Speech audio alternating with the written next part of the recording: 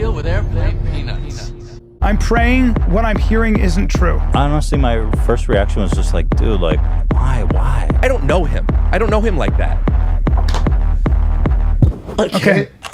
So I think we're at a time where everyone's really waking up to the way that we abuse our power. Devastated and enraged, Brittany Cummings is speaking out about the allegations against Chris D'Elia. If what she's saying is true, I don't think you can come back from that. It's over, bruh. That's a bad look. But with that case mysteriously being dropped, Chris would have you believe that he's a family man now, working diligently to get through his sex addiction. I stand by the fact that all my relationships have been consensual and legal. 2 weeks ago, the Chris D'Elia problem was uploaded to YouTube, an hour-long documentary summarizing the allegations made against Chris in the summer of 2020 related to the potential grooming of young women. The documentary then goes on to claim that since his initial cancellation, Chris D'Elia has not put a stop to his old ways, despite what he said in his apology video. Now, although the Chris D'Elia problem presents all their evidence in a very convincing way, it's still technically all hearsay. No legal action has been taken yet, and given that that's the case, today's video is solely focused on comedians' reactions to the Chris D'Elia problem. I know that it's been a really long time since you've heard from me, and when the news broke, I put out a statement that said everything I've done has been legal and consensual, and that's true. And I wanted that statement to speak for itself. So the Chris D'Elia problem was uploaded to YouTube on December 20th, 2022, and currently stands at over 500,000 views. Some of the new claims against Chris highlighted in this video are that he wants to create a real-life sex cult and has continued to be unfaithful in his marriage despite rebranding as a family man. New Year's resolution for Chris D'Elia, what do we think? I say throw your phone in the ocean. No, don't let them break you, Chris. Don't let them break you. Change your facial hair and throw your phone in the ocean. In 2023, Chris D'Elia needs to stop worrying about what everyone thinks and just go for it. This is your year, man. Just fucking move forward. Dude, new year, same you. He's like, you know what, this year, more young pussy. Yeah. Here's an idea, Chris. Check out the political side of TikTok. Maybe learn some life hacks. Yeah. His New Year's resolution needs to be getting more hot young pussy. Yeah, dude. Fucking triple down. There is something cool. Well, not cool. Let me rephrase. There is something impressive about his steadfastness. You know what I mean? When somebody calls you out and you go, I'm good. Like, he's still, forging ahead. There's something about forging ahead. Yeah, he didn't even flinch. He was like, you know what, dude, whatever. An hour-long, compelling documentary, I don't care. Yeah. Well, yeah, he had like a sex cult. I love the idea of him giving like a motivational speech to the girls. He's like, listen, we're down. We're not out. I know many of you are looking at these windows thinking you're going to get out tonight and get on a bus and go live your life, but I'm telling you right now, that is not going to happen. Dude, I was saying with Josh Adam Myers that he has so many like plates spinning at the same time with all those girls that it's like he has to fuck up and it's like, so you excited to get your new Chris D'Elia initials tattoo? And she's like, I got my tattoo 3 weeks ago. He goes, oh shit, is this Jennifer? Okay, oh yeah, so is it healing up good or what? I gotta make a call. I have a question. Yeah. Why'd you include the fact that you were saying that to Josh Adam Myers? You could have just said it to us and not included Josh Adam Myers in this he was involved in it, so I like to give a little bibliography. What did he say? He's like, doo-doo-doo-bap-bap-bap-bap. He went skibbity-bop, doo-doo-doo-bap, hosily-bop, that's funny. Hey, that's great. That would be funnier if we said Jay's over there, right? It was just a sex cult of underage girls in Hollywood. Name was Chris D'Elia. Life rips! Nikki Glaser is another big name in comedy who said that she watched the first half of the documentary before sharing her thoughts on an episode of the Nikki Glaser podcast that aired last week. It's really a shame that he is this person. It's a shame that someone that does have that talent, this much talent and that much likability is that much of a fucking weirdo and like can't help himself. How embarrassing. Did you feel that way, Anya? Like, there's no coming back from this kind of thing of like, oh boy, he asked them what was the one? There was one line that I go, nope. No matter what is disproved of this, I'll never forget this part. I forget it now, but it was just it the daddy part where she's like, I already have a daddy, and he's like, I'm your daddy. That kind of turns me on. But listen, this is my problem, not yours. No, it was him trying to get them all to live together. Oh yeah. What? He tried to get these girls. He wanted a harem. He wanted a house that he could go to, and one would fuck him, one would suck him, one would feed him, one would massage him, one would like bathe, clean him. I mean, this is just the girls, what they were saying. This wasn't like reading his text, so maybe they were paraphrasing, but he wanted to like, have these girls human centipeding him from every angle. Annie Letterman was the first comedian that I saw publicly acknowledge the documentary. She posted a picture on her Instagram, a screenshot of the video the day after it was uploaded with the caption, "This new season of Nexicum rips." When I saw that she posted this on IG, I was kind of shocked because they're kind of like coworkers in a way. I also went to one of Annie Letterman's shows last year in Tampa, and she made some sort of crowd work joke about how the age of consent in Florida lines up with Chris D'Elia's age of consent, something like that. And I remember being shocked in that moment, being like, damn, like you're really going after another comedian in public. Like, how does that work? Is it going to be awkward when you guys are back in LA, kind of on the same shows and gigs and stuff? But then I remembered, though, that Annie Letterman's home club is the Comedy Store, which Chris D'Elia is still not welcome back from his initial cancellation. So they're probably good. At this point, you're probably wondering, well, what did Chris say about all this? Surely he's made some sort of video defending himself or apologizing again, right? Well, not really.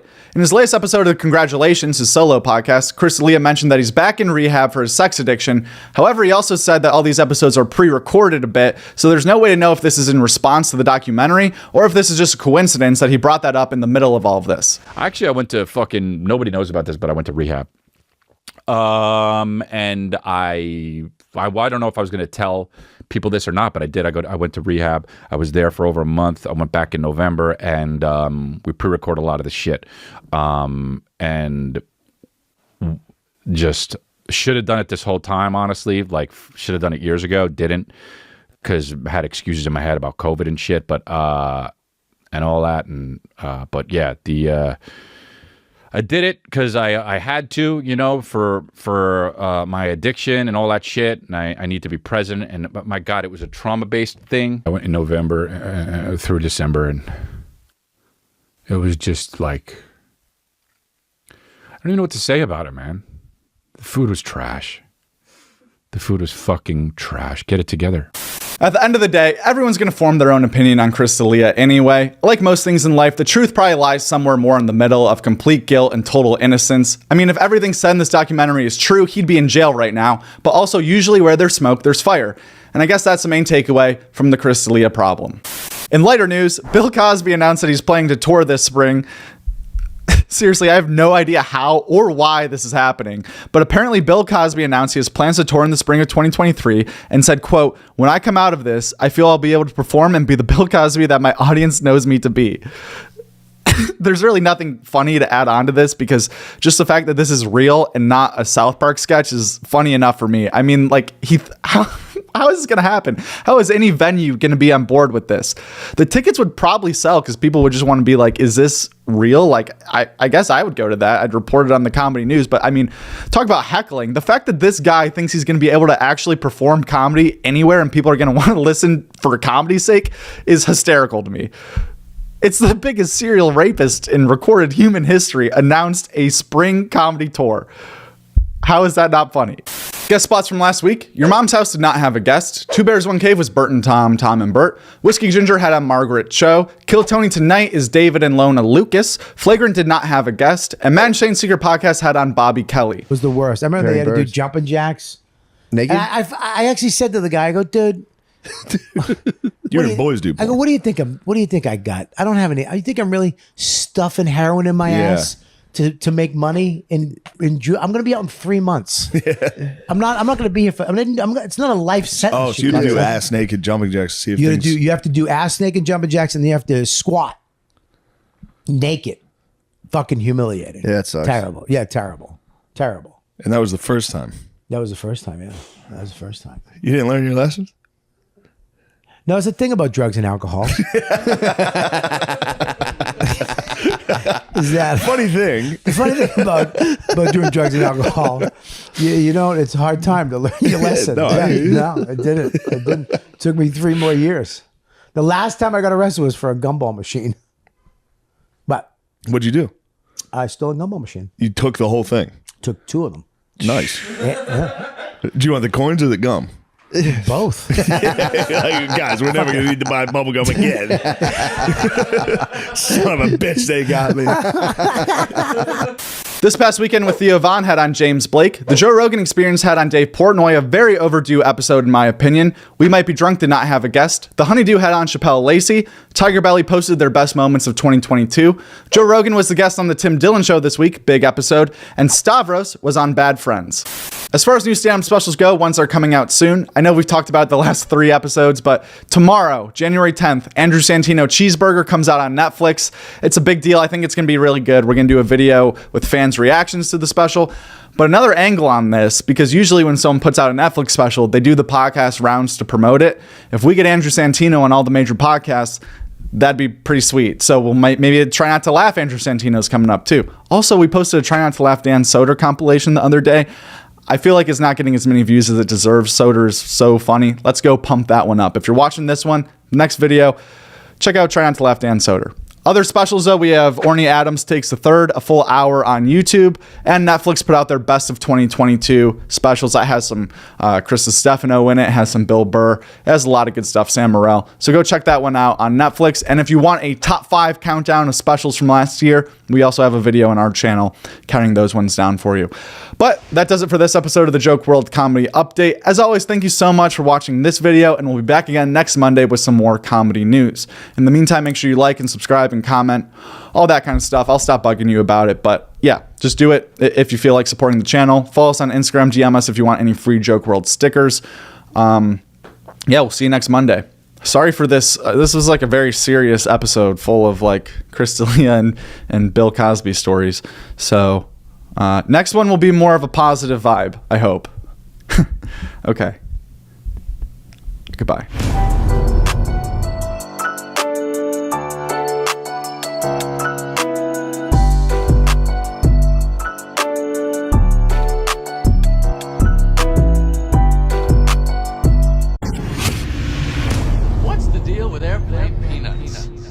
I wore my good shirt for you. I love it, absolutely. Look at you, straight out of fucking Andrew Schultz's closet. Robin. It is. I have autism. Yeah, I said earlier, I'm like, is Brendan Schaub having an estate sale since he was brutally murdered last week? I'm a huge fan of Bobby Lee. He should be on this podcast. I love Bobby Lee. I saw he was on your show too. Yeah, it was. By the way, Bobby sometimes Lee's he gets been invited to starstruck. do my podcast multiple times. Okay, multiple times. But you should get him on. I'm gonna have to reach out to him. Yeah, I feel like he is so. I might have to fly to LA and hold his hand and drag him on a flight. I think he just needs a real invitation. He knows I love him. I call because there's been a lot of drama lately, and one of the things that happened was somehow or another my name got entered into this thing, and I don't want to get into it in too much detail, but I'm like, okay, I must call Bobby, and I called him and I said, listen, I don't know what kind of. I'm just hearing about this nonsense now, but I love you.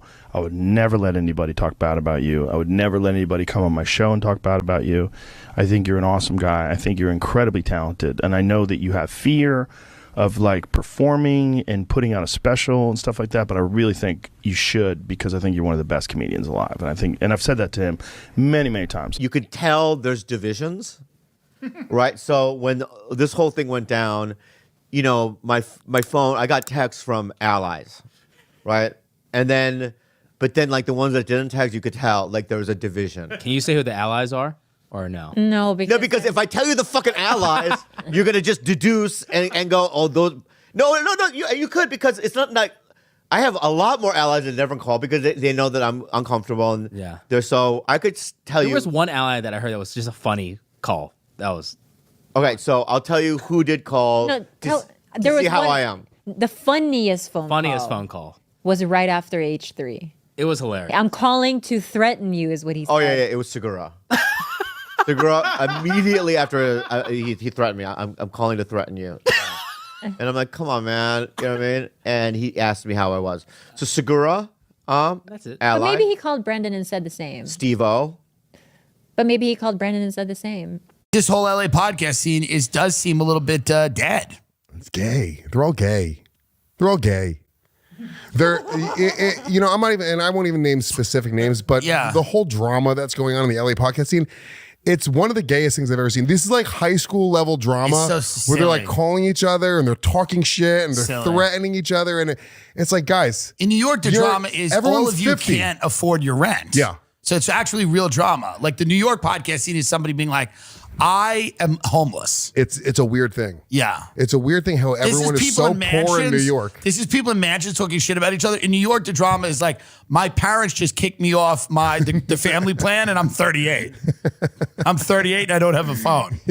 My roommate moved out and I was not able to secure another roommate for that room this month. I'm actually going to kill myself. New York drama is like people hang themselves. Yeah, dude. People try to kill themselves. Yeah. These girls are smart enough to know exactly what you talked about, which was that there was a giant community that didn't like Shab, and you could get them to love your fucking show by getting in the mix of it. Okay? Yeah. And Annie Letterman is super funny, but walk me to my car so I could suck your dick is literally nothing. It is nothing. Nothing happened. And I love her to pieces, but it's like when Kalila's like, it's just girl jokes, girl talk. It's not. If it was, you wouldn't be here. What should have happened, in my humble opinion, is that Kalila should have gone, dude, it was a joke and it's gone too far and I'm sorry. That's how it should have ended. That's how it should have ended. Yeah. Shab is either too nice or too slow to be in. He went to that Bobby Lee podcast with Kalila. He went to a gunfight with a spork. Okay? Dude, she was like an attorney, the way she walked through that. Not her everything she case. said was accurate. It doesn't matter after It doesn't matter, but it wasn't accurate. she shredded him, honestly. I'm just going to tell everybody something about this 300 pages. Okay? I've talked to a bunch of people. All I'm going to tell Say you. what you're talking about, though. It's So there's 300 pages of evidence is that, and they've discussed it, that a bunch of the stuff on the subreddit of the Fire the Kid came from an IP address. Well, you're saying IP addresses, but all that I've seen Shab mention is that that it was linked to somebody with an email that was at tigerbelly. Whatever their URL is, their domain. That's all he said on the record. I thought it was talked about an IP address. I've heard IP address. Maybe I missed Maybe it, I'm wrong too, which is fine. Because he kept asking them during that podcast, is it possible for someone to create a Reddit account with an email address at tigerbelly.com without... Here's all I'm going to say about the 300 pages based on people I've talked to. Yeah. The people that found the 300 pages... What are the pages? Why is it 300 pages? Is it just that account and everything they posted, you think? Yeah. Okay. I haven't looked at the 300 pages. I'm just telling you what I've heard. This is like Clinton documents or something. But listen to me. What I've been told is that the people who got these documents do not like being called a liar. Okay. Which makes me think that people think there's rules to this shit and that people are following rules. And that's all I'm going to say about it. What do you mean by that? That's all I'm going to say about it. It doesn't sound like they... okay. Yeah, it does. There's rules, I wonder how they got rules, these and then there's people who work outside the rules. That's what I'm trying to say. right. And this is based on just energy, bro. That part is just energy. But all I'm going to say is I love Bobby Lee. I have none but respect for Kalila. Annie Letterman is my friend. This needs to stop. They keep doing shows on it. Right? I mean, they did another show on it. And it's just Have they done another one now? Really? Yeah. That's so funny. It's just like... They're doing Mondo numbers, I'm sure. That's what it's... And this is my problem. Is like, this is where comedy's going. It's becoming reality show. It's a reality show. Right? These reality stars would do crazy shit so TMZ would fucking do a story on them. Yeah. And that's where it's going. And you know where that all started? Chelsea Lately. You on fucking HGH, Yeah, bro? what What's the going hell? on here? You got that fucking UFC fighter energy. Seem genuinely angry when you got paranoid. You seem like a weird guy to smoke weed with. I would be frightened. Yeah, you make Brett and Schaub look pretty damn good. Fuck yeah. We talk about it. Because every time he comes here, we make plans. again. And I bet you money, the next time you come here, it'll be a year from now, and I've still not met your family. And they're going to double down on the who's that. Who that? Who that? Who that? Who that? It's not funny, man. It hurts my feelings. I will make sure that happens. It's not going to happen, is it? It's going to happen. Yeah, It'll definitely Is it happen. because I don't drink? No. No one else drinks in my family. I'm the only one. I can't come over and do a pool thing? Yeah, no, we'll do. How about 4th of July? We'll have a big 4th of July party. You will? And you can come. Will you over. have one? Girls, yeah, I will. Yeah, well, I'm home 4th of July, right? I believe so. Yeah. If you don't, I'm telling you right now, we're gonna have a Brendan Schaub situation. If you don't invite me to the program, don't edit that out. Don't edit it. That's the worst thing I could say to somebody, right? That is the worst thing I could say. We could have a Schaub, all right? All right, so be fucking careful, dude. My daughters love Brendan. Are you fucking kidding me right now, dude? Who that? Who that? You fucking kidding me right now, dude? Oh, God. Fuck. Oh, my God. He just shows up with really expensive cars. I did not know what was going on with Brian Callen and Bobby Lee and all these guys. I had no idea. Guys, honest to God, for all you guys that wrote me little fucking side notes that Brendan was a fucking worm and all this shit because me and John Bernthal were talking about him. Listen, guys, I don't know what's going on. I don't know who hits on who. I don't know what's set up there anymore. Like I said, before we even start this conversation, mental health is fucking king. So I don't know what happened. Mike kind of told me. I know that after I did the podcast with John, I thought everything was fine. There was no fucking, and all of a sudden 2 days later, people like, Joey, I think you're wrong about Brendan. He's a fucking chooch. He's this, he's that. And I was like, hey, guys, listen. I know the dude. He's a student of comedy. He works hard.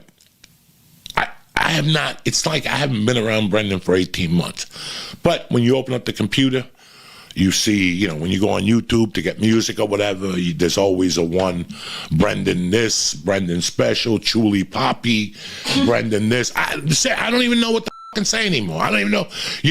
I watched the special. It's on YouTube. I watched like 15 minutes of it. It's Brendan. Is it fucking hysterical? Yeah, no, but it's funny. He has some great fucking things. It's like any other special I fucking watch on Netflix or any other fucking thing.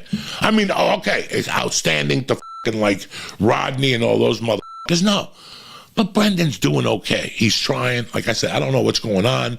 Him hitting on Bobby Lee's girlfriend, I don't know any about that thing.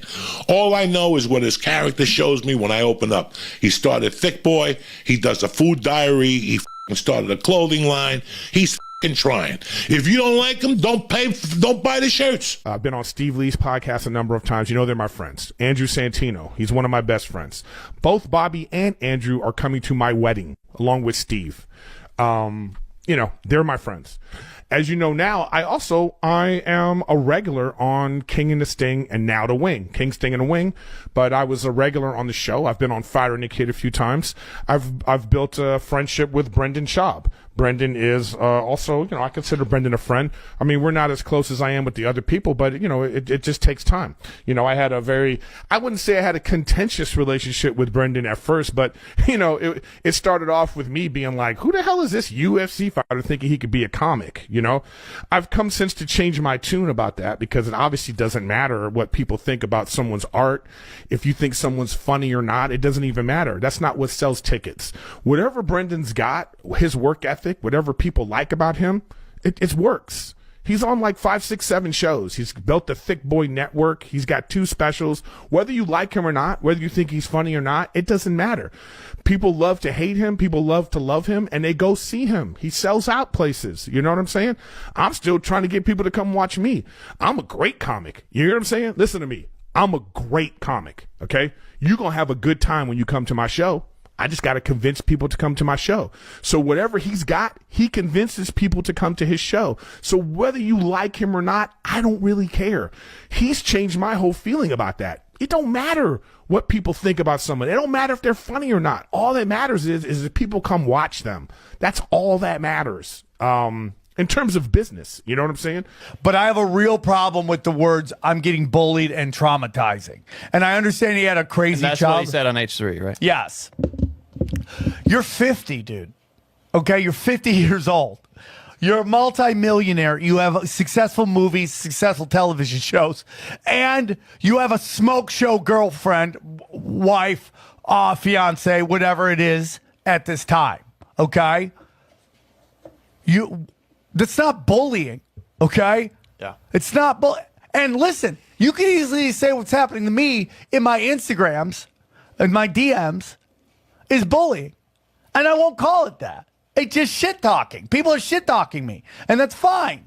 They're coming at it's fine. I have an army of Care Bears coming at me. What would you call what Bobby got, though? What would you call that? Confrontation. I don't really feel bad for people that are fucking millionaires that get made fun of online. I don't feel bad for you. That's right. That's your fucking biggest problem. I feel bad is for that people that on don't Reddit have- are yeah. saying mean words. Are you out of your fucking mind? Right. You're a millionaire. Right. And you care about what somebody on Reddit says. There are people That's that crazy. cannot eat.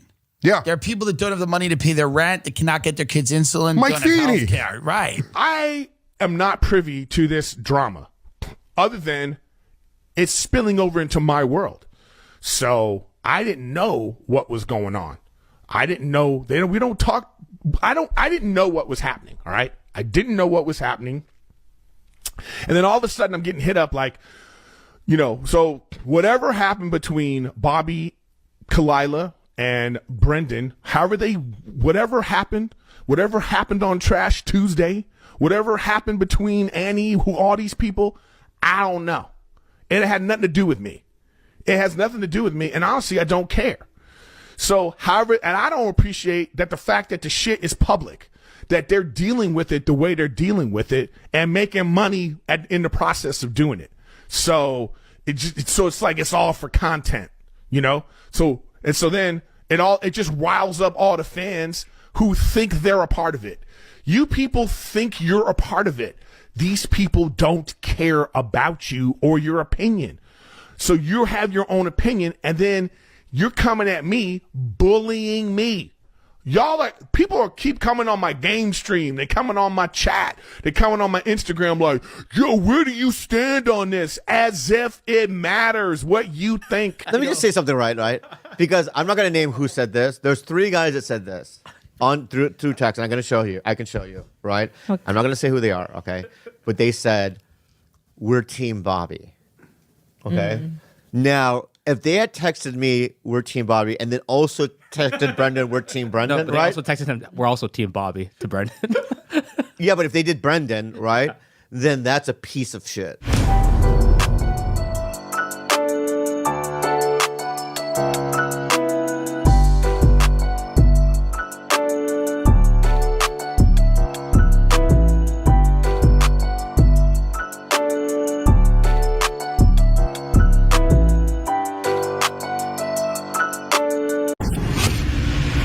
What's the deal with airplane peanuts? From Norm Macdonald and Shane Gillis Louis, Chappelle, Norm, Burr, and then it's Bernie Mac or Patrice. to Joe Rogan and Richard Pryor, Did you ever meet Richard? I actually worked with Richard for 5 weeks in a row. these are your favorite comedians' biggest inspirations. Starting off with the man who's brought more eyeballs to the world of stand-up comedy than anyone in recent history. Joe Rogan has skyrocketed the popularity of this art form while transforming the careers of countless comics. But the Podcast King's first real exposure to stand-up came when he was just 15 years old, when his mom took him to see Richard Pryor's Live on the Sunset Strip, an experience that had a profound impact on young Joe Rogan from that day forward. He was the reason why I even understood what comedy was. When I was 15 years old, my parents took me to see Live on the Sunset Strip in the movie theater. And I'll never forget, because I had seen a bunch of great movies like Stripes and, all these funny movies. I had never laughed so hard as I was laughing at this guy who was just talking. And I couldn't imagine that this was like, how is this happening? So I'm sitting in the audience and I remember looking around while I was laughing and people are falling out of their chairs. They're throwing their arms up in the air. They couldn't breathe. And I was like, this is amazing. All this guy's doing is talking. And that planted the seed in my mind about what stand-up comedy is. Richard Pryor inspired more than one of the comedians in today's video, so be sure to stick around till the end if you want to hear the entire list. Because up next is Chris Rock, whose biggest comedic inspiration came from Bill Cosby. The concept of being inspired by Bill Cosby might sound wild to people nowadays, but before becoming a mixologist, Bill Cosby used to be one of the biggest names in comedy, period, and was a major influence on Chris Rock, who claims Bill Cosby as the greatest of all time, and even says that his work is of such high caliber that no one even attempts to copy it. None of Bill Cosby's material is predicated on a reference point. Every joke is so good that it withstands the reference, and almost all of them would work today. Yes, because the same way. And you can't say that about any other comedian. That's so interesting. Bill Cosby played a role in inspiring another all-time great comedian, Jerry Seinfeld, who claims that it was seeing people like Cosby and George Carlin on television telling jokes as a job that made young Jerry obsessed with the craft. Once I knew I had some ability, I did not care if my life was going to be a absolutely minimal hand-to-mouth existence of just barely getting by. I didn't care. I go, I want to be in this life. And this is really the key aspect of a comedian, is that you want to be this and you don't care about anything else. Jerry Seinfeld not only went on to become the first comedy billionaire ever, but also inspired thousands of young comics through his stand-up and sitcom, including one of the best joke writers alive today, Mark Normand. I was doing him when I started, and it was embarrassing. Did you do a guy in the beginning? Yeah, I did Jenny. Okay. I caught myself on stage once going, oh. Yes, dude, I did exactly like him. I did an open mic in New York, and in New York they were ruthless. And I was walking to the mic, and some kid in the back went, bah, bah, bah, bah, bah, bah, and it crushed me. Speaking of Mark Normand, Kevin Hart used his booming stand-up career to become one of the biggest movie stars in the world. But it's possible that none of this would have ever happened without the influence of Eddie Murphy. Me and Eddie Murphy talked. I'm like, Eddie, you're a large reason why I'm doing stand-up comedy. It's never a white guy, but be that as it may. What if I said Dice was the reason? I started because of Dice. You know you're a living legend when multiple people at the top of their game cite you as their biggest inspiration, which is definitely the case with Eddie Murphy and Chris Rock, who both played a massive influence in the career of Tom Segura. I think I'm at my funniest as a stand-up on stage when I go on stage in a silly mood. Really? Silly for me is the best way it's to. Like you loosen up your Rolex and go, it's so loose. I just feel Where are my Porskis? There's I just feel like silly is fun, like playful. Yeah. And like it's the best way for me to go on stage, and I forget, and the person that reminds me of that is actually Eddie Murphy. Because Eddie Murphy, when he was like 21 doing stand-up, there was a silliness with which he went on stage. And so I try to remind myself of that. Like I'll just look at a photo of him, just like I'm saying, he was so masterful, but there's like that silliness is what I aspire to be like. Widely considered one of the best comedians working today, Shane Gillis had a plethora of comedic inspirations throughout the years, such as Chappelle, Burr, and Patrice. But by far, the two biggest influences on the Shane Gillis we all know today were Louis C.K. and Norm Macdonald. When people were going through it, Norm was one of the guys that would always reach out. Yeah, that was it. Just reached out. He sent me some cool stuff about like funny will win. Yeah, that was the coolest shit ever. He was like, "There's a war right." I don't want to spill the beans on a nice thing, but it was like you guys had a private thing. Yeah, it was cool. But and he was it ended, very supportive when you were going he through your spoke stuff. like poetically. Yeah, it was awesome. And it ended. One of the messages ended with like, "In a war for comedy, I think the ones with jokes will win." Oh. Just like, yo, Yeah. That's fire. Norm Macdonald is king. Yeah, yeah. And he in no way has to do that. No. You know what I mean? No. To reach out, especially at that time, I thought was really cool. It was 2 years ago. I mean, Yeah, as he's battling something, no disrespect, way worse. Yeah. As we've seen thus far, most comedy greats were inspired by the legends of the previous generation, and Bill Burr was no different. Before we hear Bill Burr's biggest comedy inspiration, we gotta take a quick break to hear from the sponsor of today's video, MyBookie. It's the best time of year when it comes to sports, and MyBookie is the best way to get in on the fun, especially if you take advantage of their 100% first-time deposit match, which basically means whatever amount of money you put in to bet with the first time, MyBookie MyBookie will give you the same amount for free, only when you use our promo code JKWRLD. MyBookie also has a super easy cash out system, odd boosting, crypto payments, and the possibility to watch live games on their website while you bet. My favorite play this weekend is over 51 in the Eagles-Dolphins game, but let me hear your favorite picks in the comments. Again, use promo code JKWRLD to claim your 100% cash bonus. Now back to the video. Burr once said that he was inspired to pursue stand-up comedy after watching Robin Williams perform on The Tonight Show, and that watching Robin's performance gave him the courage to take the risk of entering the world of stand-up comedy. Aside from both being angry gingers, Andrew Santino has another thing in common with Bill Burr. They were both inspired to pursue comedy in the first place by comedians who were masters of improv and acting. You know, when I was a kid, I spoke about this the other day. When I was a kid working with Jim on camera, Carrie would have been like the greatest thing ever. He was my boss for this show I did called I'm Dying Up Here. That's right.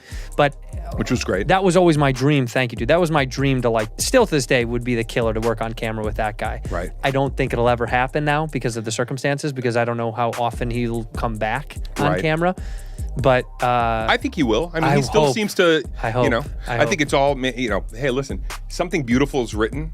Yeah. That's where the hope turns exactly. into a possibility. I think he would come back if given the perfect project. So far, we've taken a look at who's inspired the careers of some of the biggest comedy legends ever, from Chris Rock to Jerry Seinfeld. But what comedians are inspiring the next generation of household names? I was a huge fan of Dane Cook and Dave Chappelle when I was like 12, 13, 14. And my mom won tickets on the radio to see Dane at Nationwide Arena in Columbus. It was like nosebleed seats, obviously, but I was just like so in awe of the show. It was incredible. And since that moment, I was like obsessed with it. So then a couple weeks go by, there's a talent show at school. I'm like, oh, I want to try it. So I do it there. And of course, it was terrible. But you got balls, dude. But, I mean, it was awful, dude. I was doing all these raunchy jokes that I had gotten off the internet in front of my classmates. It's ballsy, though. Well, I was so naive. It's not... You don't think of it as brave when you don't know that there could be consequences. True. And then when I was 15, I found out what an open mic was, and I just emailed the Columbus Funny Bone, Stroop. Yeah. And I was like, hey, I know you have to be 21 and up, but like, I really want to try what an open mic is. Like, could I come if I had like my parents with me or something? And he happened to say yes. And ever since then, it's just been comedy every single week. At Joke WRLD. That's who did it. At Joke WRLD. And the world is WRLD.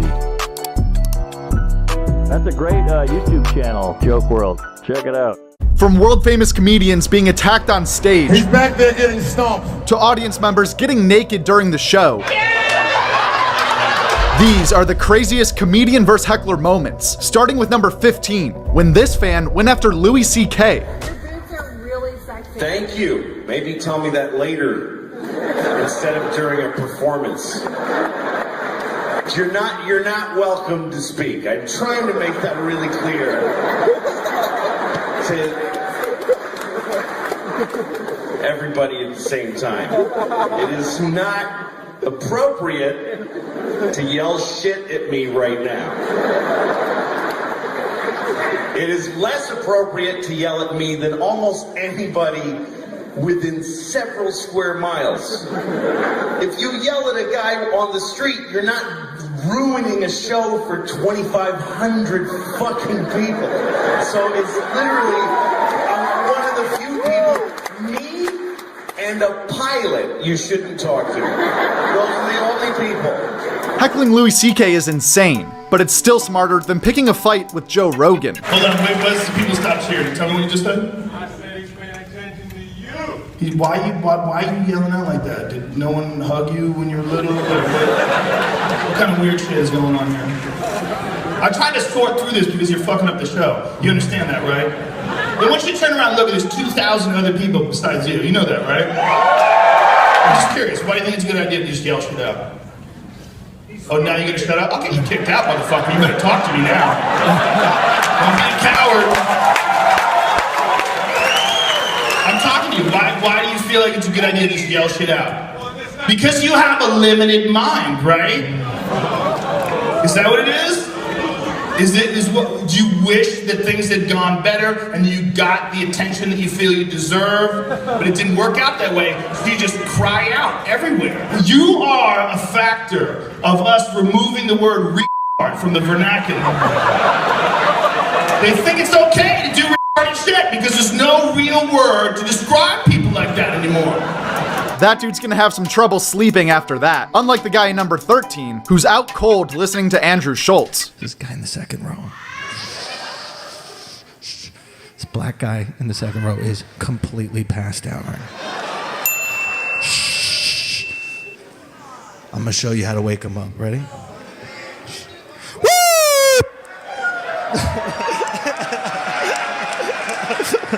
Nothing? That's some good fucking weed. How do you wake a black guy up? Hold on, I got it. Child support. No, I'm just joking.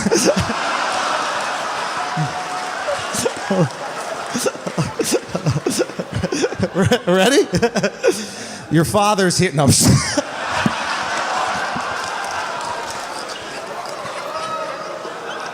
Still nothing? I got it. There's naked fat white bitches everywhere! Speaking of fat white bitches, there's one in number 12 who interrupted Bill Burr. You're welcome! Thank you for not just laughing. Thank you for verbally letting me know that you appreciated that. Thank you! She either has no stairs in her house or someone doesn't know how to walk up them. That's that voice. Did you call? Did you call the plumber? Thank you! That's when she said it. She said it not like I was 10 feet away. She said it like I was downstairs in the rec room. Changing a fuse or something. That's not it! No, it's still not working! Hey, done! Okay! Thank you! She said it. That bitch got roasted for messing with Bill Burr, just like the lady in number 11, who went after the big red machine. Where the fuck is she going? I'm having the set of my fucking life right now, and some bitch is getting up to fucking walk off. What the fuck is going on? Don't come back! Seriously, don't fucking come back! I'm sick of people getting up and leaving when I'm on the stage! I'm gonna have a fucking heart attack! Speaking of heart attacks, Bert Kreischer almost had one after these people stormed out of his show in number 10. Are you guys leaving or coming? Or sitting? Are they just tall tops? You guys in trouble? That's how funny you are. Hold on. We'll tell a joke. And you tell me if you like this one, because this is what it's going to look like after this, okay? How does someone become an abortion doctor? Is there really someone in med school thinking, well, I want to work with kids, but...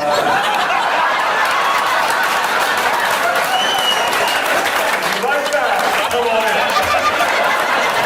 If you didn't like it, I appreciate your sense of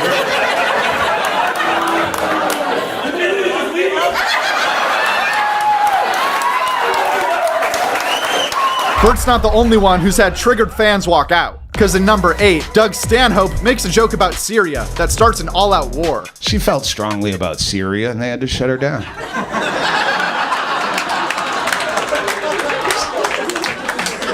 I envy. Oh, wow. Wow.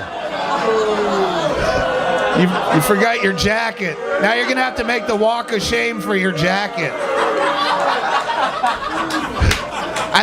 I love when people get offended for absolutely nothing. Like you just sat through rape and abortion and child molesting and fist fucking. But Syria, that's where it all falls apart. Damn, getting the middle finger during a show is rough. Just ask Brian Callen. You know what I mean? You fly or you do not fly as it pleases me. You know what I'm saying? Hey, Brian, do more jokes about fucking animals. Getting heckled by another comedian is crazy, but number 7 is even crazier, because Nimish Patel got heckled by a fire alarm. I feel like George Bush when he learned the towers got hit, you know? George Bush was president when you were like 7 years old. Talk about George Bush and bad shit will happen. Who did that? Is there an actual fire? Do we need to go? I've never been heckled by a fire alarm before. This is the one thing that's louder than a microphone. Speaking of fire, things got hot and heavy in number 6 when this audience member started stripping during the show. I love that you're wiping away tears. So embarrassing. It's not. He had a top on. He had a top on. I don't like that. You said you didn't like that. What was the other top? What was the other top?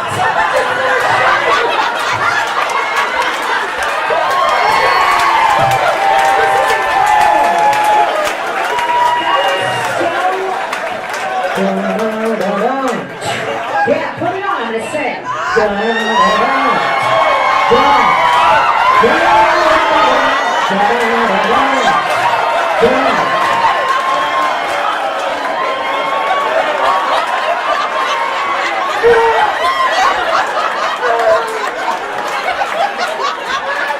I love you so much for your greatness. You just put that shirt back on.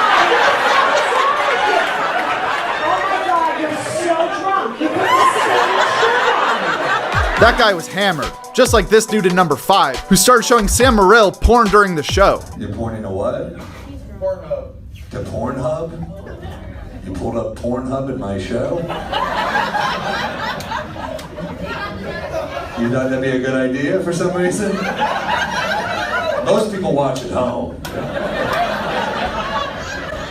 You wanted to break it out in the showroom? The what? Tuesday. It's a Tuesday? It's most certainly not a Tuesday. It's a Friday. This has been one of the strangest interruptions to a show. I'm watching Pornhub. Cool, I worked pretty hard on these jokes. Also, it's not the day you think it is. It's never a good idea to take out your phone during the show, especially when David Lucas is on stage. Put that phone down, bitch. Are you out of your fucking mind? You put that big ass Android up to try to record me and put me on Instagram? I am not scared of getting canceled, bitch. Are you serious? You can't cancel a nigga who ain't scared of getting canceled.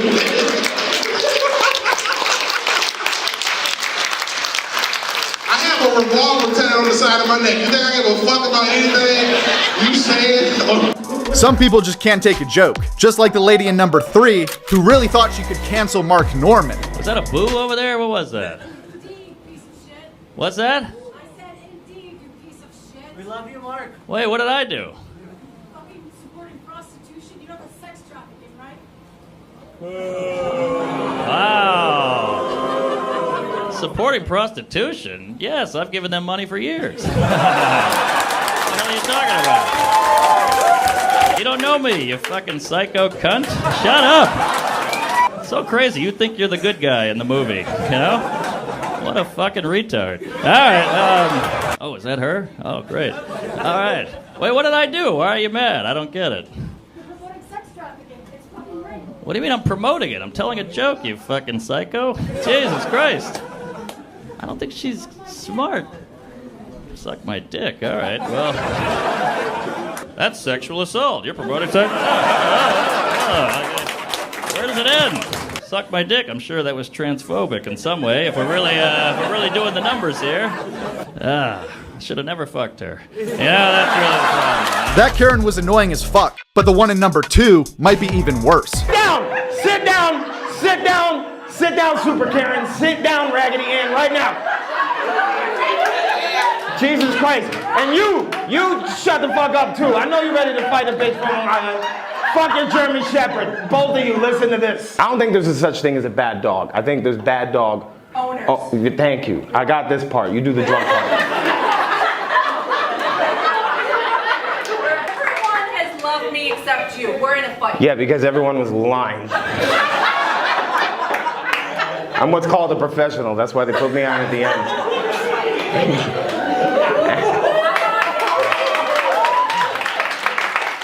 They're not clapping for you. I hope you know. That's how I know.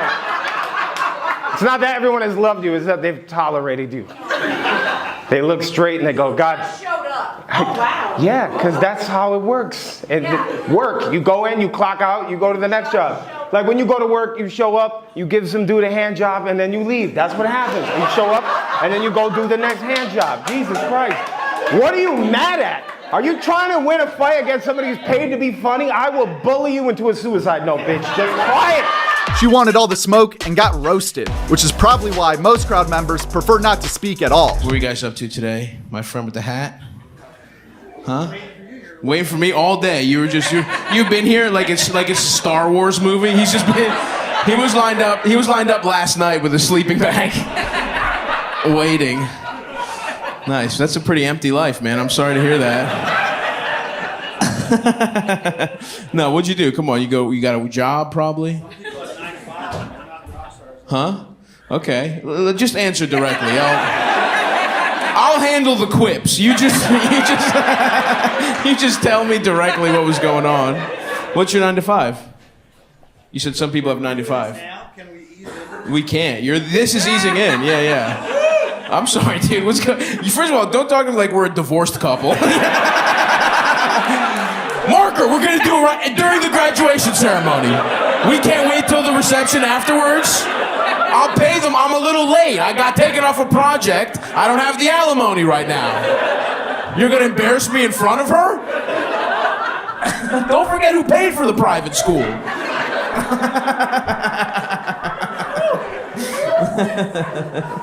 I'm just asking, man. Relax. I'm not gonna fucking. This is me easing into the show. I don't want to do my jokes. You know what I mean? One man's, nerve-wracking 3 minutes is another man's easing in. You know what I mean? At Joke World. That's who did it. At Joke World. And the world is WRLD. That's a great YouTube channel, Joke World. Check it out.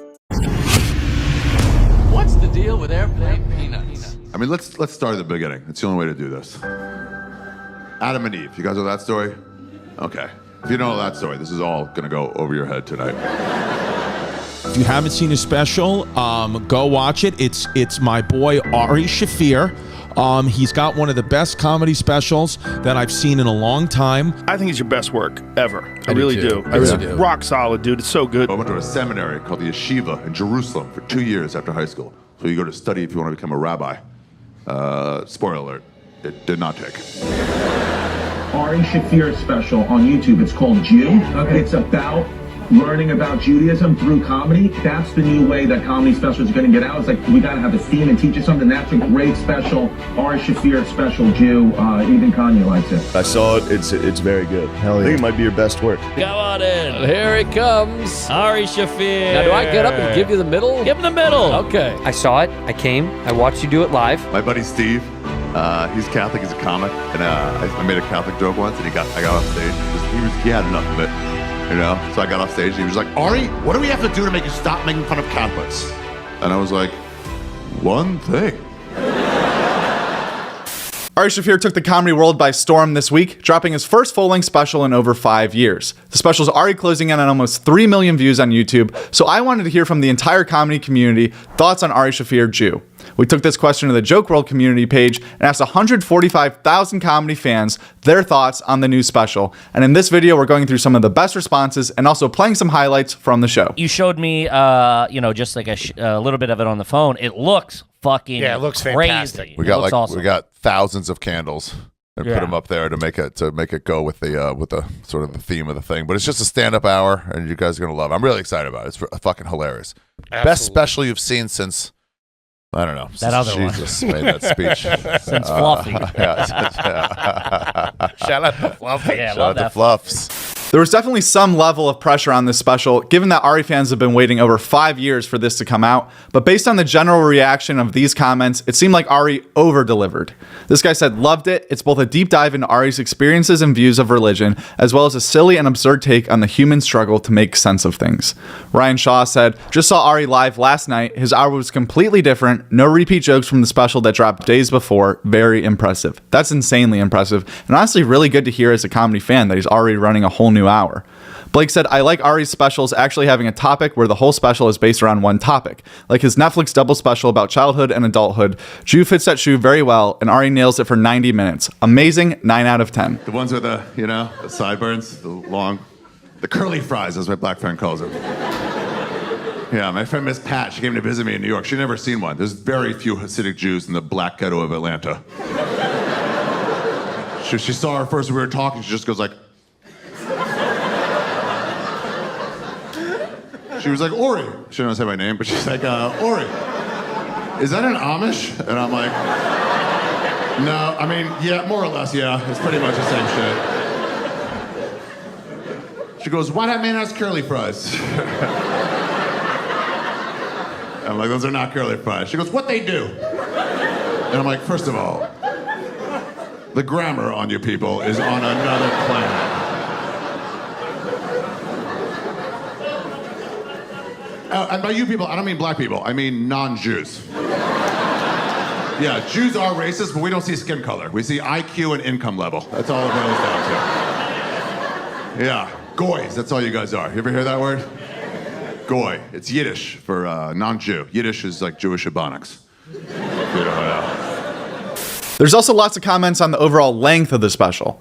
Jew is 90 minutes long, which, just to reference another really good YouTube special, Shane Gillis Live from Austin, that one's 48 minutes long. So Ari almost doubled up the length of Shane's special, which some people really like, some people didn't like. This guy said Ari's best work. Longer than usual specials, but still great. Love the theme of religion. Another one said, Ari just knows how to be funny on stage, man. Really long special, and I was locked in the whole time. And then deeply angered said, little too long for me, just in terms of sitting down to watch something. Stand-up is nice for an hour, unless you're actually there. Otherwise, I'm just looking at different angles of the same person and the same backdrop in the same theater that I have been for the past hour. It gets sort of mundane to even need to watch stand-up at all if the comic isn't physical, and when you consider how unimportant set design is. This is one of the more interesting stand-up backdrops I've ever seen, but still didn't hold my attention for the whole 85 minutes. So this guy who called Ari's special is too long just wrote the longest YouTube comment in internet history. Also, it being 90 minutes, it's a 90-minute special on YouTube. But in this world where like less is more, and a lot of us are putting out 30 minutes because they're like, oh, you can't have the viewer is not going to be engaged for all 90 minutes. Yeah. I watched it in 2 parts, but I found myself being like, I have to go back and watch this. It's literally, I had to try to cover all of it. That was the problem when you do something. It was like you can't leave some of it out. You can't be like, I didn't want to finish, and people are like, you didn't cover what kosher is, right? Or like Hanukkah. So it's like there's definitely plenty of stuff I left out, but I didn't want anybody going, what the fuck? Why didn't you mention this? What? Yeah. Little things like how come there's 2 different kinds of Jews? Not only was this special very funny, but it was extremely educational. I can honestly say as a goy myself, I learned a ton about Judaism just watching Ari's special, and really just about Ari as a person. This guy said, probably the best religion-based comedy special ever. That's a really big statement to say, but it's hard to disagree with. Donnie said, hilarious and educational. I learned just as much about Judaism from it as I did Scientology and Mormonism via South Park. And this guy said, very Jewish. Material and delivery was on point. I can see the work that's been put into this one. So you heard it here first. Jew is Jewish. So another thing, that I think about that special is it's genuinely something that like I've always wanted to try to do, but I'm too dumb to do it. Or maybe I'm not putting the effort into research, but you literally learn and laugh. And I know that sounds gay, and I know that's like, but literally, like it's Colin Quinn. The only ones that I've learned and laughed at are yours and Colin's. Collins was great. Yeah. Because also it's like there's that like I don't want to say it, but like the one-man show. It ain't that. It's not a one-man show either. It's just like, hey, here's just stand-up. It's kind of like when you watch Regan or Nate Bargatze. Yeah. And you're like, oh, are they clean? You're like, oh, I guess so. Yeah. But you're not going for a clean comic. Do you feel any guilt that your special killed Aaron Carter? No. How long did it take you to prepare that special? 5 years and a half. So was 5.5 years ago, was the plan, I want to make a special about Judaism? Yeah, I went to Edinburgh, the festival, and I saw these like themey hours, and I was like, they're cool. It was interesting for sure. But then it was the same time, it was like, you guys don't do it right. You're like getting serious in the middle for like 20 minutes. Right. It's lame. It's fine. UK comedy is a solid 15 years behind us. Right. You've been working on this, I feel like, for a long time. Yeah, and a long time. 5 years of intentional work on one fucking special. So, like, yeah. And now Kanye's I just put it away for like a year plus for COVID and took it out and figured out all the fucking jokes that are too long, and so I could see it fresh again, which I want to start doing always now. But like, yeah, and then Kanye comes in right at the fucking finish line. at the buzzer. It was also fun seeing Ari do the typical podcast rounds that come with putting out a special nowadays, going on all these different shows to talk about it. In just the past week alone, he's been on Chrissy Chaos, Are You Garbage, Tuesdays with Stories, Good For You, Matt and Shane's Secret Podcast, Whiskey Ginger, The Bonfire, and The Joe Rogan Experience. I mean, the venue was so cool. What was that called? What was it called again? The Roulette. Roulette. Yeah, the Roulette Intermedium. In Brooklyn. Yeah. Yeah, and we dolled it up. Awesome, dude. The set design was... When it was gutted, it looked kind of like shit. When they took it all out? Yeah, man. You had to have some, you know when like someone has that design eye where they know how to like see a room and go, okay, I get it. Because after they peeled that apart, I was like, whoa, it's not, I mean, sorry, Roulette, to the people that own it, but it was fucking, it looked like shit. It's fine. It's just the way this lady Lauren Halpern, she's the designer, and she'd never done specials before, but she was like rose to it. Yeah, it didn't seem like it because it looked amazing. If you want to look side by side, Sam Morril also recorded there, and they look nothing. Totally different. Yeah. Did he use the same lady? No. No. Yeah. Okay. No. He's Comedy Central. Looked like shit, dude. Yeah. It's just a backdrop of New York. Right. Like, fuck off, loser. Dude, they always use the same. Comedy Central use like the same intro music all the time. They use like the same like hacky. What is that called? Like license free music or whatever. Oh they my didn't have god. to pay for. Oh my god, dude. We found a license free music for This Is Not Happening, the early versions of it, and then they just started using that same song for 2 years. We used it, and they started using it for Daniel Tosh promos. 100%. I'm like, what the fuck is wrong with you guys? Yeah, they don't get it. Dude. It's fucking labeled as art. You fucking dorks. Well, let me tell you something. Comedy Central is doing fine without you. They're soaring to the top of the ratings. They are killing it. They've got that new show.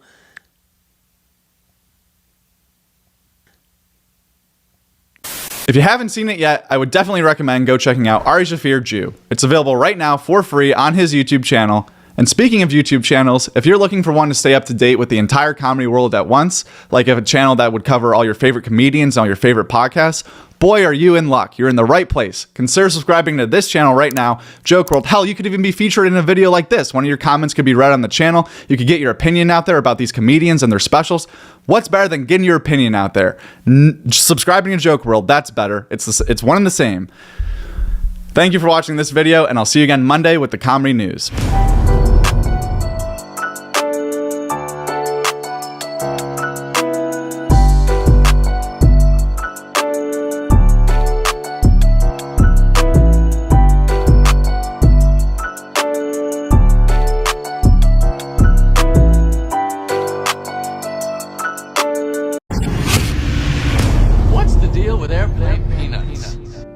Comedy Club Caroline's on Broadway is closing its doors. After 30 years, Comedy Club Caroline's on Broadway says it's leaving its Times Square location. All right. I'm kind of a smaller version of the last guy. A little bit. What are we doing? Oh, just gonna murder you. Goes like this. God shows up right before he does it. Goes, hey, what are you doing? This is in the Bible, I swear to God. That's my time. I didn't care. I would walk right off. It'd be different, man. I'm serious. It would be different if I was getting robbed by big people. It was a great spot for us because we got to open for big names. You know, it's like Jim Jeffries or Dave Attell or Doug Stanhope. Today's Tuesday, December 13th, and sadly, one of the premier comedy clubs in all of the world, Caroline's in New York City, has officially announced that after 30 wonderful years at our location in Times Square, we have decided not to renew our lease. Our final shows here will begin on December 31st.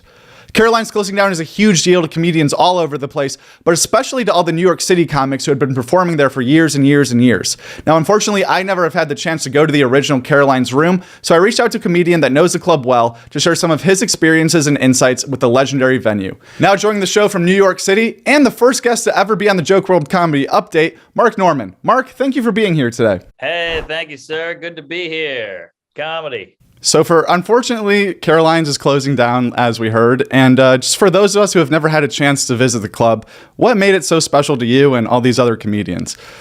Wow, it's funny to say I was there last night, did a show. It's sad. It's like a New York staple. It's had like 4 locations. Fun fact, started as a cabaret club in Chelsea, and they did comedy on Monday. And then comedy was so successful, they said, we'll do it Monday and Tuesday. And then they just said, fuck it, we're going all comedy. So it's like an open micer where it just started at the bottom And then it became the premier comedy room. And now rents are too high and the economy's in the shitter. So that's it. Damn. So from your perspective as a comedy fan your whole life growing up in New Orleans, did you have any recollection of this club? Have you ever heard of it before moving to New York? I'd heard of it. You know, there was a show called Evening at the Improv, and I believe that filmed at Caroline's back in the day. And then moving to New York, they were one of the first clubs to work young comics because they did a thing called New York's Funniest, and anybody could audition. You only got a minute. And I won that in like 2012. Nice. But yeah, it was a great spot for you. And they fed you. You got free drinks. They had a Christmas party. They had a New Year's show. So it was like a cool room. And it was a great spot for us because we got to open for big names. You know, it's like Jim Jeffries or Dave Attell or Doug Stanhope or Brian Regan, whoever was coming to town. Do you remember the first time you ever got to perform on that main stage with that legendary backdrop that we see so much in clips or specials? Maybe not specials. I was there so much. I don't really remember the first time. I'm sure it was a contest of sorts, you know, and I'm sure I bombed horribly, but you keep going back. Yeah. Well, one last question for you here, Mark. Do you have any favorite memories or funny stories from your time working that stage? Wow. Well, let's see.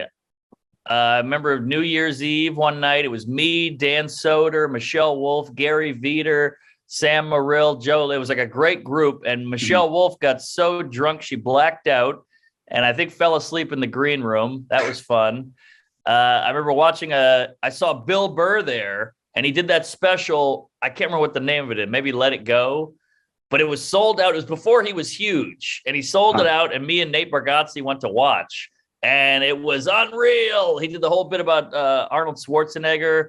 He's like, this guy's been killing. He married a Kennedy. He was Mr. Universe. And then he became the governor of a state he can't even pronounce. I can't remember the special that was on, but I got to see it. I got to see his rise. I saw Paul Mooney there. I saw Doug Stanhope there. And he saw Dave Attell in the back. And he goes, Dave, what are you doing here? And Dave Attell goes, well, I heard a white voice coming out of Caroline, so I had to see who it was. They were booking a lot of black acts at the time. Yeah. So, you know, Dave's the funniest guy on the planet. So, yeah, so many great memories. I hooked up with a waitress there years ago. Good times. Good times. Love it. It sounds like a lot of your best times were just as a fan of comedy, getting to see just the legends that were performing there. And then you are now one of those legends that was performing there. So that's pretty crazy. But Mark, thank you so much for coming on the show today. And I want to let you know I have my bottle of Bodega Cat whiskey here. It came in the mail 2 days ago, and I'm looking forward. I'm going to do a video review where I drink the whole bottle and then talk about my experience. So we'll see how that goes. God love you. You're a mensch, and if I was gay, I'd blow you. Same here. Thank you again, Mark, and we'll hopefully talk soon. Thank you. Praise Allah. We also reached out to a few up-and-coming New York City comedians who just got the chance to perform at Caroline's right before they announced their closing. That longer video is going to come out on our second channel, Clip World, later this week, featuring comedians Kyle Gillis, Nick Vigas, Dennison Sleeper, and more. Your Mom's House Live, a very cool Christmas, took place last Friday with Tom Segura, Christina P., Bobby Lee, and Josh Potter all getting together to celebrate the holiday season in true YMH fashion. Merry Christmas. Welcome. We've been planning it for months, and it's finally happened.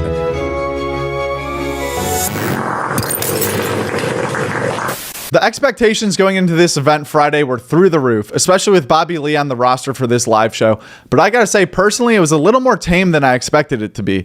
Even the heavy segment, which in previous YMH lives I've had to just close my laptop and not even finish the show, this one was a little more reasonable, I think, than past episodes. Or maybe I've just been watching too much Your Mom's House and I'm numb to it all like Tom and Christina. If it gets worse, I'm gonna leave.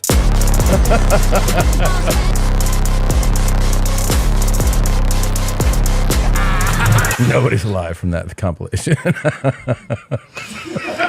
That's not to say it wasn't a fun time and a hilarious show. The sketches that they prepared beforehand were amazing. The banter between Bobby and Tom and Christina was very funny. It's just that sometimes it felt like almost a normal podcast episode that you could watch on YouTube. Overall, it was definitely worth the $10. And if you tuned into the YMH Live, please comment your favorite part of the show. For me, I think the funniest part was the Christina P. unsolicited lipstick ad. That was hilarious. I don't know if Tom paid that girl to do that or if it was actually unsolicited, but If you watch it, you know what I'm talking about. I think that was the funniest part, or them bullying the guy, the newsman from Erie, PA, to the point where they checked in later at the show and he turned his Instagram private because of how many fans were watching and hearing Tom say, go blow up this guy's mentions. And by the end of the live show, he was private. Those are probably my 2 favorite moments. Let me know yours in the comments. Neil Brennan started a brand new podcast called The Blocks Podcast. Episode number 1 came out 4 days ago, with the first guest being David Letterman. I'm tempted to call Bert. I'm going to call Bert because he will absolutely love this, that you know who he is and are questioning. And what are the chances that you're actually going to get him on the phone? I think pretty good. Let's see what this is like a radio contest. Oh, do you want to leave a message for him? Yeah. Press 1 for more options. Hi, Bert. It's Neil Brennan and Dave Letterman, and we're talking about you and the fact you don't wear a shirt. And I was delighted and pleased to know 2 things. One, that you think without the shirt or without the shirt, people wouldn't like you. And also, last year on the road, you made $25 million. So all my best and congratulations. Great. Got that knocked out. Blocks is also the name of his latest special on Netflix, so he's using some of the momentum from his special to launch a new podcast, which I think is a great move for Neil. A lot of people would say the podcast market is oversaturated at this point, but he has such a unique perspective and an interesting career. Mix that with his ability to get big celebrity guests like David Letterman, and I don't think this podcast is ever going to get lost in the shuffle. You can check out episode 1 of Blocks featuring David Letterman on Neil Brennan's YouTube channel right now. Or no, after this. Finish this video. Retention rate. Guest spots from last week. Your Mom's House talked with Phil Hanley. Two Bears, One Cave was Bert and Tom, Tom and Bert. Giannis Pappas was on Take Your Shoes Off with Rick Glassman. Giannis was also on Whiskey Ginger, so big week for Giannis fans. Kill Tony last night was with Kurt Metzger. The Are You Garbage Boys were on Stavi's World, and Liver King was the guest on Flagrant. You should eat the donut, real talk. What is the 10th I got one. Yo, we're hanging with the boys. You got another one right here. What is the 10th ancestral tenet? Exactly. It's a bite with the boys. It's to have some goddamn fun. Yeah. This is fun. Take a bite out of a donut. One bite? Come on, Liver King. We're going to have fun with the boys. What's the worst of Liver Queen? I promise he takes one bite, he's not going to, lose the family or anything like that. It's just a little bit of fun. Yeah, Dude, your libido's going to skyrocket. You know what? Let's hang on to this for a minute. Huh? Let's hang on to this for a minute. Take a bite of it, put it on your pecker right there. I guarantee. I'll eat the rest of it. Hey, that's exactly what I want to do with guys around the fucking couch. This is what the boys do. Dude, back in the day, you don't think the ancestors were whacking off in groups? I'm saying, yeah. You know what? I don't know. What do you think? This past weekend, Thea Vaughn talked with a retired police officer. The Joe Rogan Experience was a new Protect Our Parks. The boys were all on shrooms. That's a hilarious episode. Definitely recommend. We Might Be Drunk talked with Bobby Kelly and Liz Ferrarti. The Honeydew had on Ari Shafir. Are You Garbage talked with Fahim Anwar. And Tiger Belly had on Neil Brennan. Also, Mark Norman was on the Comedy News Update. Don't forget about that. That's fucking insane. What else do you need to see to subscribe? As far as new comedy specials go, there's a few that have come out recently that are worth the watch. Starting off with Aaron Berg Stands Down. That's on YouTube right now, and it's a full hour. Also YouTube related, Comedy Central has started to pull some of their old specials that they filmed years before and re-upload them fresh onto YouTube. There's a brand new Sam Morril called Positive Influence on Comedy Central's page right now. That's a full hour, and it's not new, but it is new to YouTube. Also, Mike Cronin Thick Worm is on YouTube, and one last special, Doug, by Matt Brogner. It's a full hour that sounds like it has a ton of potential to be very funny, just based on the way he talked about it with Ryan Sickler on The Honeydew. That does it for this week's Joke WRLD Comedy Update. As always, thank you so much for watching this video, and we'll be back again next Monday with some more comedy news. These usually come out every single Monday, but this week we had the rare chance to interview Mark Norman for the Comedy News. I feel like that's an excuse that's passable for getting it out a day late.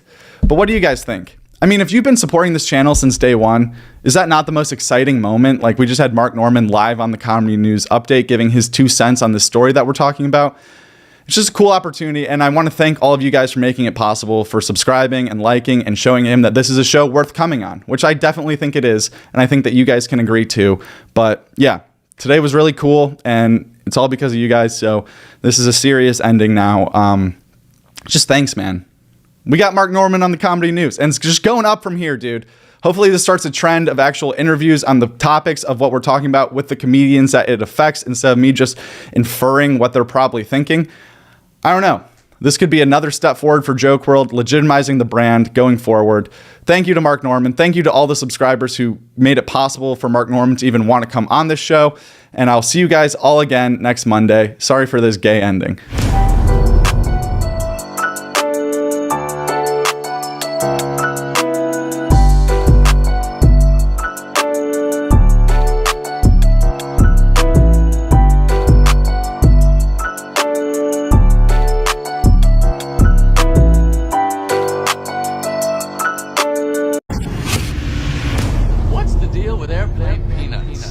One of my favorites is the joke about how you started smoking cigarettes so young. Yeah, I was 12. But you also played with action figures until you were 13. Yeah, and then there was action figures until I was like 15. And then there was like years of overlap. Dude, there was where you're smoking cigs and playing action figures. I told that story on the bonfire, and then I wrote that joke, but the actual original, like the day that I always remember was summer vacation. Probably between 7th and 8th grade. Yeah. So I was at home. Yeah. You know, I could stay alone. I was like 12. And so I was home alone. My mom would go to work. She was gone all day. I remember in the morning, USA would play Wings. Hell yeah. Wings was awesome. Yeah. And I sat on the floor with my WWF Hasbro figures in the ring. Battling. Yeah. I'm just like, just battling. And then I'd finish a match, you know, probably have a new champ. Yeah. And then I'd go on the side of my house and I had a soft pack of Marlboro Reds. And I pulled a cigarette out. And I remember smoking it. Yeah. Loving smoking. Thinking about like, fuck, maybe maybe Triple H should get the strap all right, next. So I'm probably thinking Tatanka for the IC. Maybe we do like a Hogan Undertaker steel cage match. I'm booking it. I'm fantasy booking it on the side of my house. And then I remember I went in the house and I got dizzy from smoking. You know, when you first started smoking? The first, and so I was like, oh, and I laid down. Yeah. And I just remember laying down sideways on the couch watching Doogie Howser and then like rolling off and going right back to playing with the People like, oh, here he comes. That's so awesome. It's so funny doing that noise. You go, oh, yeah. Oh. And then the ovation, and then and my lighter's slipping out of my fucking sweat shorts. You dealt drugs, you did drugs, and you got robbed by a drug dealer. Yeah, I didn't. You played all the parts in that movie. I didn't really ever deal drugs. Right. I lived with a drug dealer. I lived with a guy that sold weed. Right. It's like weird to call him a drug dealer. Right. You watched the house. I was like the guy on the couch. You were playing the video games with the drug dealer in between. I was the lobby. Right.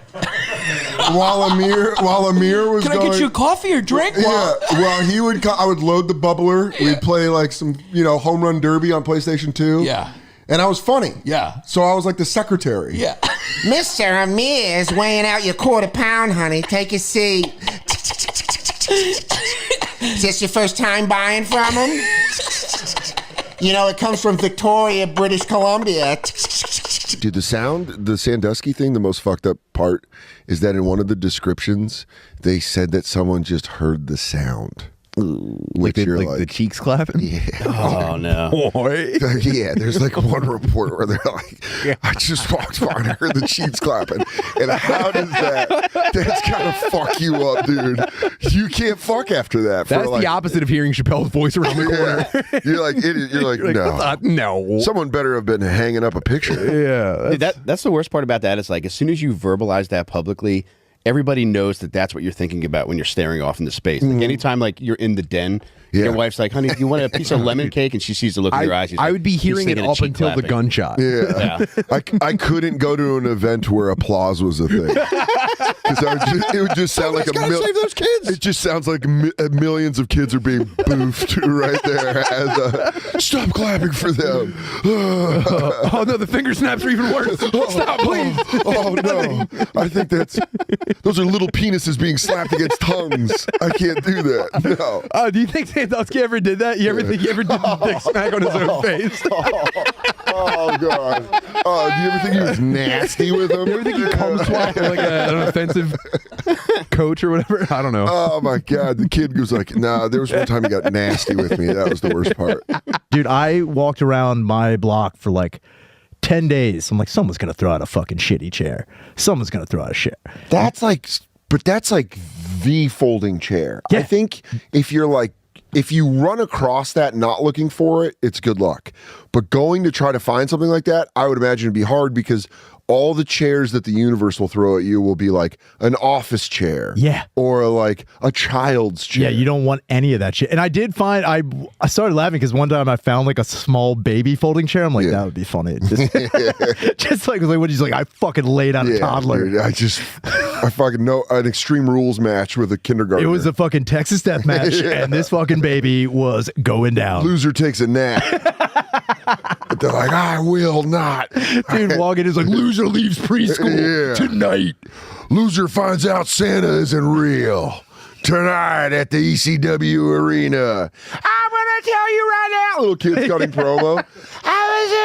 You're a mean person. I know that I'm not on the naughty list, you fucking pussy. He's like, whoa. I'm gonna put cooties on you. Dude, cooties is the best. If you were a child wrestler and your finishing move wasn't called cooties, dude, hits him with the cooties. Child wrestling, the Indian rug burn on the fucking, just like, oh my God, he's setting him up. He's like, got him again. Tapping. Dude, they raise the arm and it goes down. He's got him in a noogie. He's giving him a noogie. Back out, King. I've never seen a noogie like that before, King. Children wrestling moves. Dude, just having two kids beat the shit out of one another. That would be fun. If you have children and you're watching this and they wrestle, definitely start throwing in some JR on it. Dude, I wrestled all through my like childhood and into middle school. Oh man, so there's a lot of pictures of you doing this. That's where my dad went from being like a couch alcoholic that worked at a liquor store but still could get it together enough to get 49ers tickets from his garbage delivery from the garbage man. I swear to God, Teddy the garbage man gave us Niners tickets, and we went. It was like Steve Young's first start against the Rams. Really? Yeah, it was like back when Montana got traded to the Chiefs. It was unbelievable. And dude, Teddy the garbage man gave us like. It's always shady when you have a personal relationship with the garbage man. What are you doing in the 9 seconds that he's out front of your house? They're I'll see you tomorrow, Bill. They're chatting it up. Yo, that's exactly it. They chat it up. They're bumming cigs and lighters with each other. My dad would go outside and rip a Marlboro Red and talk to Teddy. My dad was like, I'm very much my father's personality, which is just like, hey, you want to talk? I'll talk to you for fucking 3 hours. Yeah. And then I find out that the mob like really runs the garbage in San Francisco. Like really? Way beyond New York, obviously, waste management is a thing. But like San Francisco, the mob had a stranglehold on the fucking collection. Collection. And then I realized Teddy was like a good-looking Italian kid. And like, this kid was probably fucking mobbed up. And that's why we got like 20th row, 40-yard line tickets to the Niners. Dad, we're in the owner's box. What the fuck's Teddy doing? I'm like, dude, you're the fucking opening manager of a liquor store in Mill Valley. So we used to like. That's great. So no child support, but Steve Young comes up to you after the game. Dude, get to high five. Dan, good to see you. Get to high five Huey Lewis in his prime. Teddy's only throwing out guys in rolled up carpet. Yeah, Teddy gives my dad manila envelope, and he goes like, "Hey, why don't you get this bitch off your back? Here's a little. Buy the kid a guitar, will you? Hey, buy the kid a Hilux, and why don't you kick a little to that noisy cunt in Colorado?" He's into what? The Ninja Turtles? What are they called? He goes, by the way, we could stop by and make life for his stepfather very painful. I got some people in Aurora. It's okay. He goes, listen, I got a cousin. He's out in Aurora because he's got a hot sheet right now. He's laying low, but he can still do something. All I'm saying is it'd be a shame if your son's stepfather had a broken hip. Did he have like a stepdad name like Joe? Joe, yeah. And Joe's a good one. I mean, I talk about it on stage, but he was my dad's ex-best friend. And he was like, they'd come in. Wait a second. Hold up. Don't you can't. He's my godfather. He was your godfather. He was my godfather. So he was your godfather. He was your dad's ex-best friend. Yeah. And just he slid in there. Yeah. So How long after? Oh, like 8 years.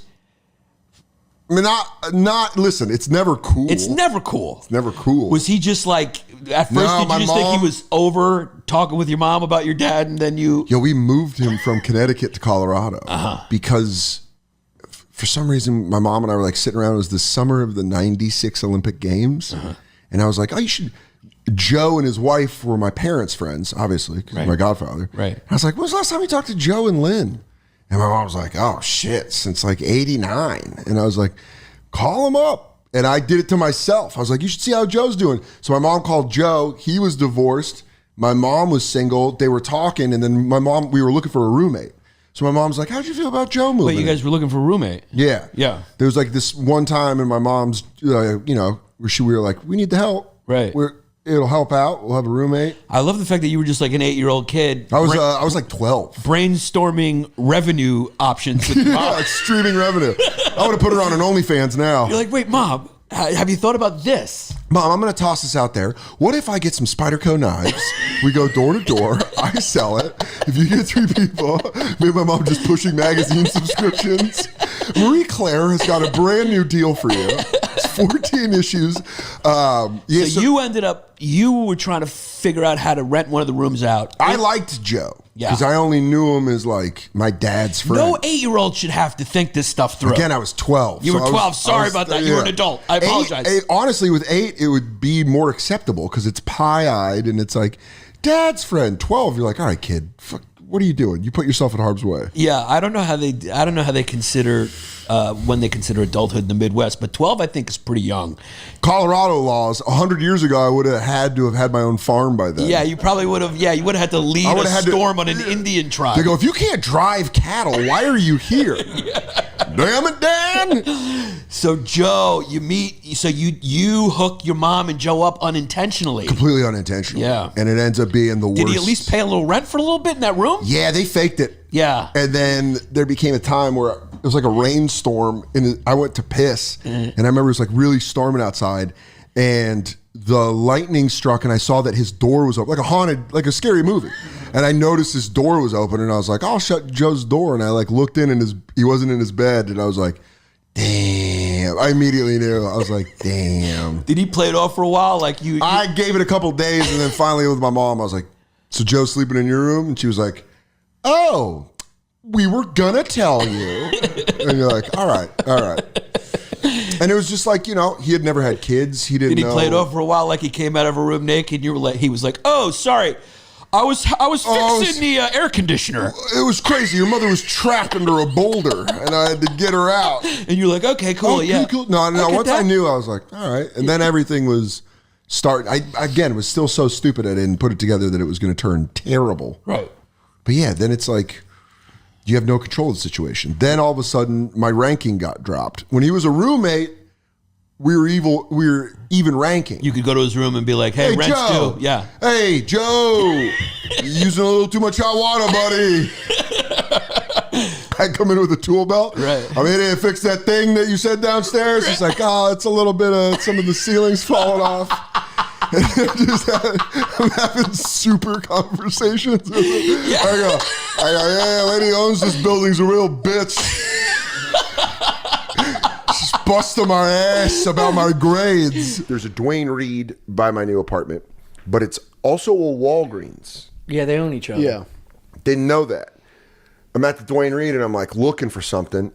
See a black dude doing some stuff with a tag on and I go, hey, and it's Walgreens. And I go, and I tried to get out of it mid-ask. And then I was like, thought you had something. I thought you had something right here. Yeah. Where's the milk? And he was like, right over there. I was like, she do work here.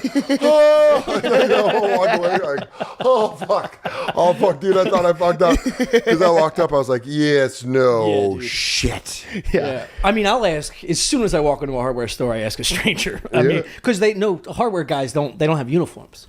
So if you're a man, they have you back look braces. like you know what you're doing. Yeah. Oh, do they? If you're wearing a back brace at Home Depot, I'm gonna ask you where stuff is. No, I'm talking. Somebody sent me something that was very interesting. I can't say who it is because they told me not to say who it is, but they sent me something on Facebook, and I've always suspected this, and this is so fucking blatant. My real name is Ricardo Aguilera. I'll tell you the whole thing. I killed Dan Soder in 2007 and took over his identity. I'm Argentinian. I come from a powerful family that is hell-bent on violence and destruction. I made myself into a silly man, hoping to get washed away into the comedy scene, but here we are. I'll tell you this, Robert Kelly. You have just sent several dangerous people after you. Anyways, let's look into the file. Luis J. Gomez is my bodyguard. He is my trusted assistant, Rafael. We're both from Buenos Aires. Robert, do what you will. But the Argentinian people know I am there for them. I thought you were from Buenos Aires. I am. That's in Argentina. Oh, is it? Fucking moron. I'm so sorry. I'm not Yes, gonna- my grandfather is an escaped Nazi. But that is not where my family story That's where ends. It's where it starts. Sorry, I didn't mean what? You guys were going to show us something? Is it a J.O. video? Is it the business side of the J.O. video? I want to talk to that guy. Yeah, dude. That guy's very. Mr. Aguilera, I've seen some things, my friend. I always would love to do that. Where did you grow up as a boy? On the shores of the ocean, watching the powerful sea push out things that he did no longer want, including my father, a simple shrimp. Sailor? What? Oh, dude, I'm a fucking idiot. You can only pretend to be smart for so long. Where did you go to school? The streets taught me, my friend. Everything I needed to know. I would learn from alley cats, from gangsters, from city councilmen, until I was the most powerful man in Buenos Aires. Did you say? I'm sorry. Did you say you learned from alley cats? Alley cats. And street what? From street vendors, and drug pushers, and of course the horse, teaching me to be an excellent lover.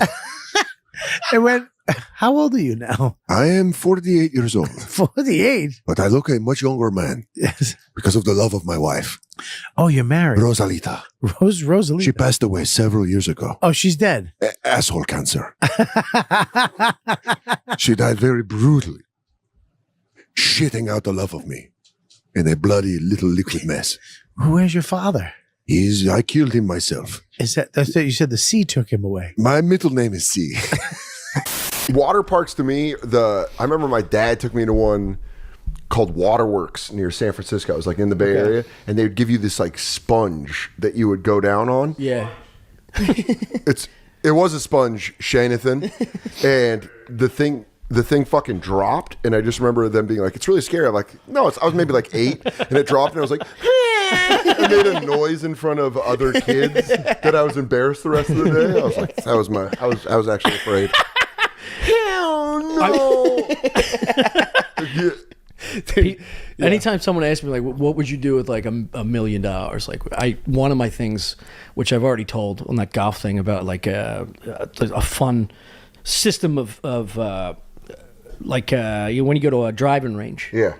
You'd have one slot for a certain sport, and in the distance, certain rings to hit. Like for golf, you have a point system. Are you inventing Topgolf right now? Are you in front of us? No. He goes, tell you this driving range, there's chicken fingers and wings and nachos, and you get beer, and it's stacked on top. He's not even saying that he wants to invent it. He just wants to go. Dude, I'm going to make you shit your brains right now, Tommy. We can go to Topgolf on Thursday. I can take you there on Thursday for $39.99. Then we can get an afternoon. Guys, I wasn't done my fucking pitch. All right. No, but it's all sports. So then there's like you go to another session, you bring the distance in, it's footballs. Okay. You know what I mean? Then you go maybe you get for the lesbians some softball under. Yeah. You bring it in a little bit. Good luck swinging on one of those softball pitches. He just wants a bar with chicks that can watch him throw and hit. Yeah, he just wants girls going, wow, you're so naturally athletic. He goes, basically right here, it's like a pussy buffet. And they just watch me go down and I fucking alpha for them. And then at every interval, they suck me off. And then I go to the next one. And I hit a 3 and they suck me off. Anyway, the second idea I wanted was a fucking adult where you'd sign a waiver. Yeah. Like the Action Park was in Jersey. But bars at the bottom of everyone, like you flow right into a lagoon. Where that's fun. A pool bar. But you pick up speed and shit. Shit's a little dangerous. You got to wear helmets on some of the rides. Shit like that. I mean, dude, real fun time. The best part will be, if this process even moved forward, would be the inevitable shutdown by the insurance company, where they're like, "We're not going to insure that." Yeah, we can't possibly. What are you fucking talking about? Talking about putting a bar at the end of a pool, at the end of a slide that's very dangerous. Yeah. Tommy's like, I'll cover it. I got $1 million. I got $1 million. You go, sir, that's not even going to get you we're not even talking about the land leasing. You can't even buy land. You have to lease that. And that, by the way, that's your nut. That's gone. That's the whole thing. That's a mill. We're gonna get one. It's just me drinking in the woods. Yeah, it's just you with a fucking garbage bags down the side of a hill. And you go, there's a cooler at the end. That's the bar. You guys can see the concept didn't really take off. You know, it kind of went Just down. wetting the ground with a hose. Yeah. Sliding down a hill. You guys been to Tommy's Field yet? You got a voice on you. There's been times where I've called a restaurant, right? Like with a problem. I ordered food and there's like a problem. I call them like, hey, what's going on with this? Like this order's fucking terrible. And it didn't come out right. And the guy's like, hey. Andre the Giant's on the phone. And I get, I ordered it. You did not bring it to me. Bring me the sandwich. I want the whole sandwich. I want my song chips. I ordered song chips. I ordered. Bring me my song chips. and then they show up and I'm like, hey. And they're just like, I've seen guys be like, this is that fucking guy. This is him. Big-headed loser. I find it now more interesting to be like, oh, what is the history of Colorado? Yeah. Because I know it as a white kid that grew up in the suburbs that went to fucking the Aurora Mall or went to fucking, you know, like the Best Buy on Mississippi. Right. And you're like, oh, there's a Best Buy. And you're like, did you know that actually plot of land belonged to the legal, you know, like something where you're like, wow, shit, that's pretty fucked up. When? Hundreds of years ago? And they're like, no. 100 years ago. I got, fuck. Yeah. Your grandmother was like, don't get me started about she goes, that. I dated one. And you're like, what? He was great. He would flip me around on his horse. Yeah, I dated Never Calls You Back. That was his name. He goes, Mary Lou. I just felt like we didn't really hit it off. The sun told the coyote to not call you. Like how they get out of not calling back women. I went to the river for a message, but realized that the snake had taken my love for you. It's like, what does that mean? Runs with storms. It means I'm having sex with your sister. It means I'm kind of over it. Yeah, like, just got to be like. They can get out of anything by just blaming it on the fucking elements. Yeah, just listen to the soul of the world, and you can blame anything. You're like, Dan, why didn't you show up? And you go, oh, I just felt like the wind, the soul of the wind told me to go home and take a nap. Anytime I'm about to break up with a girl, I just start doing meditation and yoga just so I can be like one with my spirits to like blame it on that. Yeah. Like, I'm just really doing a lot of inner work. It's not you. It's my chakras say that it's not right. And do you respect that? And she's like, yeah. Now, if you had any Native American blood, you can tell them that an eagle came and saw you and brought the spirit of the wind. And then it's just like, see ya. Yeah, I am destined for other pussy.